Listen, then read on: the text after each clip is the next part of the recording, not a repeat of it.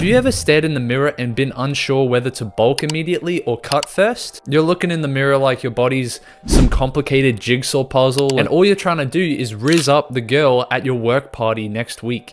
So you're confused with what to do with your body and with what to say to her. You're just a deer in headlights, my friend. In case you don't know me, my name's Nick Steep, and I started my fitness journey years ago, going from this to this, losing over 70 pounds of fat along the way. However, during this journey, I learned a lot of hard lessons, especially with what to do with a skinny fat frame. So by the end of this video, you'll actually have all you need to know whether you should cut first, bulk first, or do something entirely different, which I'll explain later in the video. So let's get started, bro.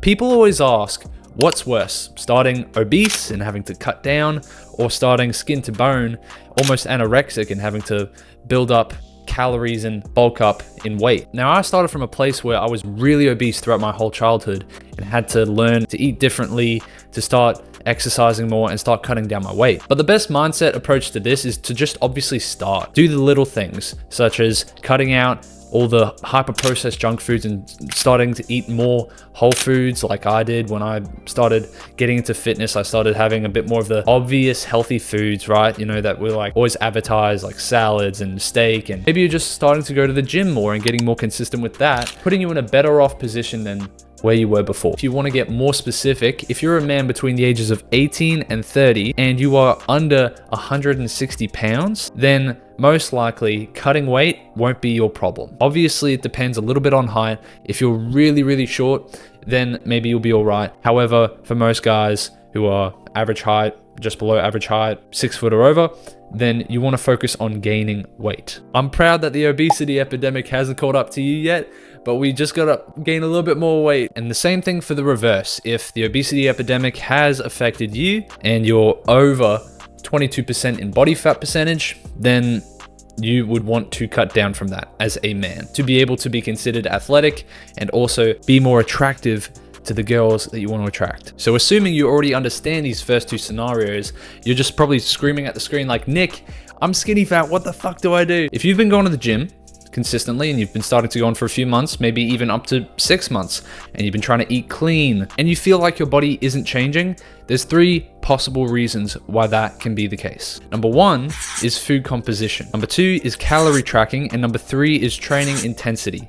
So whether you're pushing as hard as you should be in the gym or not. Break these down one by one to help you set up your diet and training to be able to get lean and muscular finally as a skinny fat guy. So the first issue is food composition. Like I mentioned earlier, eating clean and eating what you think is healthy isn't going to be enough to get you in good lean shape. This is why we need to be aware of the composition of our food, which basically is made up of what we call macronutrients. So macronutrients are essentially the big nutrients found in our foods, and there's mainly 3 that we find: protein, fats, and carbs. What you want to ensure is that most of the foods you are eating prioritize protein. Now, if we're measuring this in grams, you want to be able to get 1 gram of protein per pound of body weight into your body each and every day. This also equates to 2 grams of protein per kilogram of body weight. What you eat will reflect on how fast your body changes as far as composition. The composition of the food that you intake relates very, very tightly to the composition of your body. I know this because when I was growing up as a kid, from who knows, probably 3 years old up until I was a teenager, I had never had a steak. I never prioritized protein. Everything I ate was either carbs, fats, or a combination of the 2 with some salt and maybe some sugar and stuff like that. All super duper high processed, and I never had a protein source that was the main part of any meal, which is what you gotta fix for your diet. And when I fixed it for my diet, this was when I made rapid changes. Right here is an image of me back in 2022 when I was dieting, doing the keto diet, trying to go to the gym 6 days a week doing cardio and trying everything I could to get lean. And yet I was stuck in this skinny fat phase. Once I finally prioritized eating 1 gram of protein per pound of body weight and eating at least 180 grams of protein per day or more for my size as a young man, then my physique started to change rapidly. The second thing that goes with food composition is calorie tracking. Tracking your food, what you eat each and every day. Now, this is something that I've been doing for years. If you've heard of a food tracking app like MyFitnessPal, it's something I definitely recommend you download, but also to help you understand more about nutrition, what's in the different foods that you eat, what's the difference between a serving size and the actual amount of food that you eat, which is something that varies drastically compared to what people think. And this can lead to you thinking that you're losing weight or trying to lose fat based on the way you're eating, but you're actually gaining weight because you're not eating the right quantities of food. The reason food tracking is so important is because what determines whether you gain weight or you lose weight is purely based on energy balance. This is what we call calories in, calories out. This is the fundamental part of nutrition that determines whether we gain weight or lose weight. If we consume more calories than we expend, then we will gain weight. Same thing in the reverse. If we,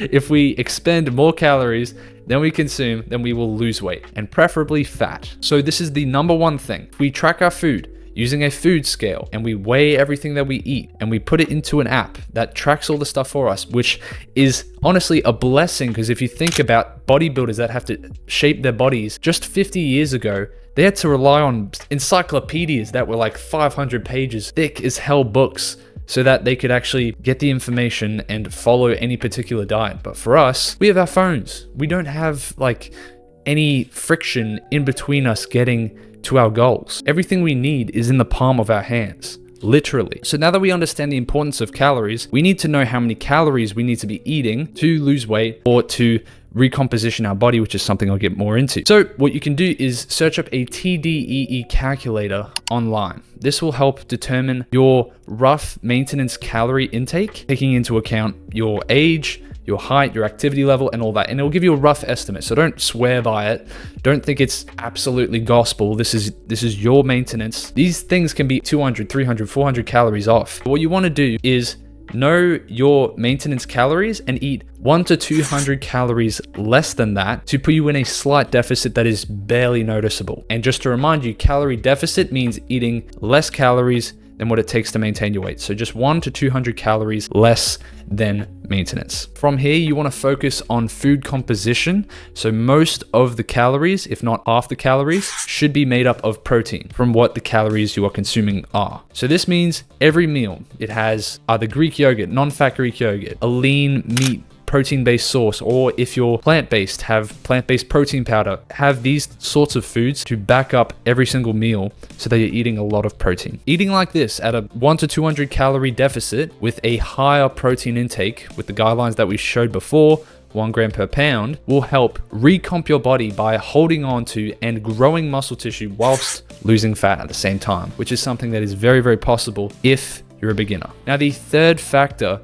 to make sure that you do put on muscle and the muscle shows through the fat and you're not just seen as a pudgy, skinny fat guy who goes to the gym 6 days a week, but no one can tell. Oh my God, that's the worst thing in the world. You got to make sure that you are training and lifting weights and resistance training hard with intensity. There's a hierarchy when it comes to the important factors of training. There's 3 main things that you should know. Number 1, intensity matters first over everything else. You can have the best program, the best exercises, the best targeted muscle group, even the best form. If you do not train yourself close to failure, muscular failure, then you are not pushing hard enough in the gym. The second most important part, meaning it's not as important as the first part, intensity, is volume. If you're not hitting your muscle group with enough sets per week, or if you're hitting it with too many sets per week, you need to make sure that you are hitting each muscle group per week with 8 to 15 sets. This is the best guideline I can give, and it's closer to 8 or 10 if you are a beginner. And if you're more advanced, then you can push it closer to 13, 14, 15. It all depends. But it's best to put it in this range so that you know how many sets per week to hit a particular muscle group, whether it's chest, back, triceps, whatever. In fact, I had this one guy who I was helping coach through the DMs to lose, I believe it was over 50 pounds, 70 pounds by now. And he had a struggle where he was overtraining in the gym. And this is a rare instance where people overcommit, go 6 days a week, do cardio, do the sauna, do weights as well. And with weights, he was hitting all these exercises, 3 sets each. And he was going to failure and doing partials as well. And I'm just like, you're just gonna burn out, bro. And I believe he did, and he had to switch things up again because he hit a wall essentially where he was so fatigued, so he wasn't training at his best and he wasn't making the progress that he should be.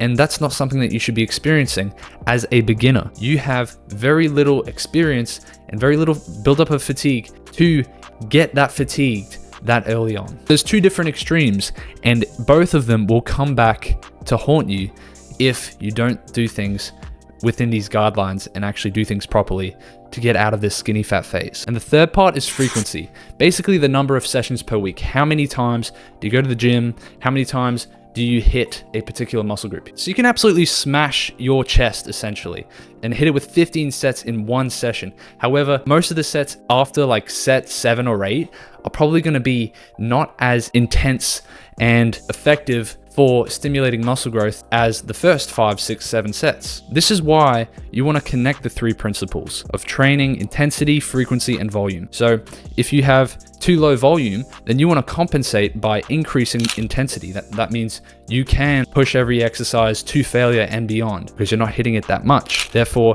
if you have too much volume, it works the same way in reverse. So you don't have to take every set to failure because it'd just be too much too quickly and it would lead to burnout. And the last principle of frequency obviously can play off those two, where if you have a lot of volume that you want to hit a muscle with, then you might want to hit it over more sessions so that it's just less time spent in the gym in one session. You don't want to spend 2-3 hours in the gym when you can hit 3 sessions just for 45 minutes to 1 hour. That is much more sustainable to someone who is busy like you, a guy in his 20s that's trying to build himself and has got, other shit going on. So you don't want to waste all your time in the gym. But to put it down to the number one reason why you're still skinny fat, it is because you're not training intensely enough to make sure that the muscle pushes through the fat so people can see. Once you do this, you will transform your physique and feel way more confident when you stare into the mirror. It happened to me, and honestly, my life has gotten way, way better after this period. As someone who never smiled that much, looking in the mirror with confidence that my hard work is showing is the most gratifying, freaking confidence boosting thing ever. And I want you to experience it, bro. And I believe you can do this. Getting over the skinny fat hump will lead to so many other benefits in your life outside of just how you look. So start implementing these principles now and climb that mountain of fitness, and I'll see you at the top. By the way, if you're interested in gaining an aesthetic physique and also shredding fat, and you're between the ages of 18 and 30, then you can check out my coaching application. But just know that if you're not serious about self-improvement, then I'm not going to waste both of our time. But anyways, remember, leave no more lost potential, bro. Peace.